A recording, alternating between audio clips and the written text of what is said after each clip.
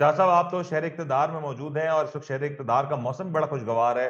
ये जो तरामीम का जो मौसम है, उस हवाले से बताइएगा कि आज जो कौमी असेंबली का इजलास हुआ, इसको कैसे देखा जा सकता है? और जो 27वीं आईनी तरमीम में जो कुछ तब्दीलियां की गई, जो तरामीम और फिर तरामीम के साथ मजीद तरामीम की गई, उसको कैसे देखा जा सकता है?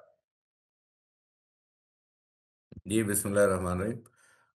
देखें, शहर इक़्तिदार का मौसम ठंडा है, लेकिन जिनके मज़े लगे हुए हैं उनके लिए मौसम गर्म है। उनको क्या मसला है? वो गर्म कमरों में बैठते हैं। गर्मियों के अंदर ठंडे कमरे उनके, और सर्दियों के अंदर गर्म कमरे उनके। तो उनके तो मज़े लगे हुए हैं, भाग लगे हुए हैं बस उनको। उनके हाथ में एक जो है ना, वो गीदड़ सिंगी आ गई है। उस गीदड़ सिंगी के सहारे अभी गुजर गया टाइम, मजीद भी गुजर जाएगा। हम्म। अब तो और जो है ना, बेफिक्रा टाइम गुजरेगा उनका आने वाले वक्त में। क्योंकि अब तरमीम कर दी हैं, मर्जी की अदलिया हो गई है, मर्जी के इदारे हो गए हैं। फिर वो जो कहते हैं पेज है, पेज भी बड़ा शानदार चल रहा है। तो जाहिर बात है, वो सब खैर है, सब खैर है। और उसमें हैरान कुन बात यह है कि ये 26वीं आईनी तरमीम है या 27वीं आईनी तरमीम है, या सूबों का जनाब आप आ जाएं 18वीं आईनी तरमीम पीछे से लेकर आज तक।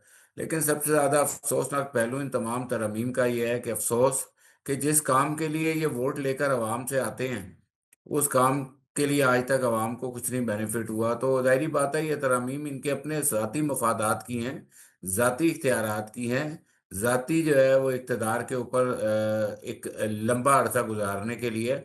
लेकिन इसमें हस्बे मामूल आवाम के लिए कोई बेनिफिट नहीं है। सब आवाम के लिए बेनिफिट नहीं है, लेकिन आइन मजबूत हो रहा है। बिलावल साहब की मैं गुफ्तगू सुन रहा था आज, वो कह आइन रहे हैं अपने मजबूत हो आइन रहा को है। मजबूत।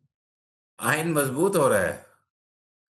सर देखिए, मैं तो कोट सर, अनकोट आप कह रहा हूं कि आप उनकी जो आजकल तकरीर से मुझे आजकल महसूस आप हुआ, वो कह रहे हैं आइन को मजबूत आजकल किया, आप किधर अदलिया को बैठे हैं? मजबूत आप किया, Bilawal charter of Bilawal democracy साहब को की मजबूत बात कर किया। रहे हैं, बिलावल साहब की बात कर रहे हैं, जो वो कह रहे हैं मेरे नाना के आइन में कुछ कमी थी, वो भी पूरी कर दी।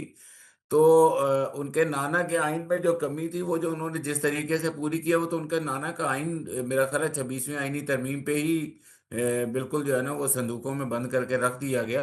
हम्म। ठीक है, अब हम खाली उनके बारे में, उनके नाना के बारे में भी कह सकते हैं कि भुट्टो जिंदा है। उस 73 के आइन के बारे में हकीकत का हकीकत से इन दोनों बातों का कोई ताल्लुक नहीं है।